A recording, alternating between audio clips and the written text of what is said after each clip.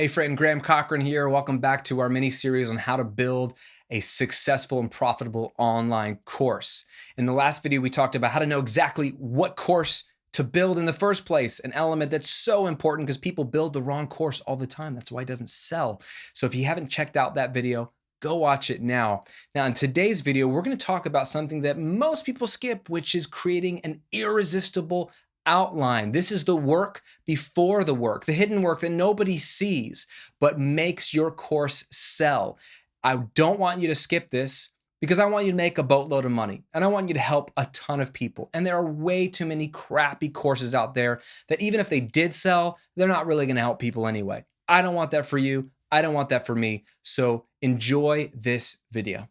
Once you've identified what your online course should be about, it's time to do the one thing that will ensure your product is irresistible and will virtually sell itself. And that is create a mouth-watering outline. Now, outlines sound so lame, but look, most people rush the outline process. They just rush it. And in so doing, they destroy their chances of success, not only in selling a lot of courses, which is, I know, your goal, but in making a course that's worth selling in the first place, which I think is an even more important goal. I want to have a course that I feel really good about, that I know is quality and just flat out better than anybody else's and is going to get people results, even if nobody bought it, because that could be a sales problem, like maybe I'm not selling well. But if I know the course is amazing, that's good. I want to feel good about it. And the way to build a course that's amazing is to outline it and to outline it well. Creating a compelling outline is so critical to your success and well worth the time to do it right. Because here's the deal. Once it's in place, actually shooting or filming the course is a total breeze. So it's worth putting in the effort up front. So what I thought I would do in today's video is give you the 3 keys to creating an outline that will make your course irresistible to your customers. And that is the key word for today's video, is not just a course that people are like, yeah, that looks good, but a course that they see it and they have to have it. And I want products that are like that they have to have. So here are the 3 keys to making a course or outlining a course that is irresistible to your customers. The first thing we want to do is implement what I call the bookstore method, right? You go to a bookstore, you're browsing books, and all you have to go off of is what you see on the bookshelf. So really all you have to go off of is the spine of the book and the book title. That's how you start. You're not going to pick up a book that doesn't have a great title, so we start there. You got to have a must-have title. With all the other quote-unquote books on the shelf, aka online courses, yours needs to have a more compelling title to even make someone want to pick it up. And friend, I don't understand why people don't think about this. I've seen so many online courses that have the most boring, placid title, like How to Make Pottery. That's just not compelling. It's accurate if it's a course on how to make pottery, but it's just boring. I'm not going to buy a book called How to Make Pottery, or let alone pick up the book off the shelf called How to Make Pottery if right next to it there's a book called Making Pottery Like a Boss in Just 30 Minutes a Day.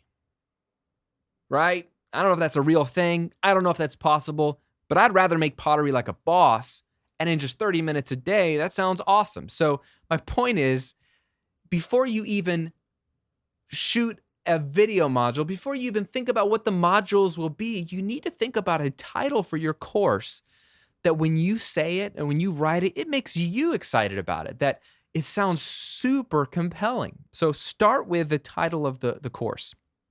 From there, you go to the next layer. What do you do once you pick up a book? If a book's got a really cool title, like one of the most popular titles in all of business books is the 4-Hour Workweek. What a great title for a book. If you're in the business section, right? You're browsing all these books on business. There's a book called The 4-Hour Workweek. Well, if I want to start a business and I hate my job and I hate working 40, 50, 60 hours, that title looks really compelling. So I'm going to grab that book. That's step one. Someone's interested, so they're going to take a look at your book. What do you do next when you pick up a book? Well, you go to the table of contents. So you gotta have an amazing table of contents. People wanna know a little taste, a little sneak peek of what's inside. So your job is to create names for each chapter, or in our case, video module, that are just mouthwatering, right? Outline what every single video is gonna be and give them really compelling names. Again, not just like Intro to Pottery, Pottery Basics, Pottering Necessary Equipment. Like, those are obvious titles, but they're awful. Be more creative, work harder. If that's really what it is, if Pottery Basics is really what you're covering in that video, find a more interesting name. Find a more compelling name. Be creative, okay? And when you think you've got a good title, make it better. Revise, revise, revise. Revise the product title, revise the module titles over and over again until they are literally irresistible to a potential customer. This is like my favorite part of the process, because this is where you're getting to dream up what you want your course to be called and what video modules you want.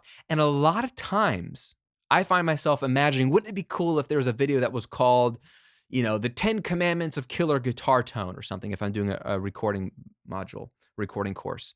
And literally this is what happened. I thought of that title. I thought it'd be a really cool title for a video. I would want to watch it. What are the 10 Commandments of Killer Guitar Tone? And it forced me to create a whole video that I didn't have in the course. The title informed the content, because as a user, if I flip through a course outline, I would see that title, go, that would be really cool to watch. I would be interested in that. So it made me make a better course. This is why you start with the outline and do the Bookstore Method, okay? Once you've got the outline in terms of product title and chapter titles, video titles, you got to think about flow and pacing. So important. So you want to include each element of the system. Remember, your online course should be a complete system for getting people results. So you need to make sure in your outline that you've identified what is each step in your system, okay? And make sure that that's represented in your outline. So if your pottery system includes 7 or 8 distinct steps, make sure all 7 or 8 of those steps are represented as either 7 or 8 videos or 7 or 8 modules or whatever. So think through your system. Then put each element in the right order. And this is really key to having a killer course that is super irresistible and actually gets people results. Is teaching the right material is one thing, but being a really good teacher is also about knowing what order to teach things in to get your students results and get them results fast, okay? Very, very important. So you're covering all the right elements, but then think through, okay, if this is someone's brand new to this, what step do they really need to start with, or what element should I really introduce first? And sometimes this might change even while you're starting to film the course. So I generally get this right in the outline, but I've built a course recently where I had the flow set up and the first 80% of the course was in the right order. But when I got to the end, I really need to change up the order of some of the videos because it really didn't make sense from a flow or a pacing standpoint. So try to think through, if they're watching this video, what have they already watched? What do they already know? So that you're not introducing concepts that are completely foreign to them or assuming that they know something that they didn't already know. If there's something that you need them to already know, then go back and include that in your outline earlier, okay? So the right order is very important. And then something else to consider that I think really helps students is break up your modules. If you have really intense modules that are super detailed, very tactical in nature, if you have a couple of those, maybe follow them up with a more conceptual, philosophical video, right? Something that's a little lighter and easier to process, because your course should have both types of content. The super tactical, we do this and we do that, and then we do this. But you also need videos that explain, okay, in this type of pottery, we're going to try to do this and we're going to balance light with this and weight. And so it's more conceptual. So you're painting a broader picture. And then maybe the next video, you go more in depth with the details. And then you go back and zoom out again and then zoom back in. So try to think about breaking up the flow from time to time. Okay. So include each element of your system, put them in the right order, and then break up intense modules with lighter ones. Now, finally, you want to ask yourself this one question. What else could they want?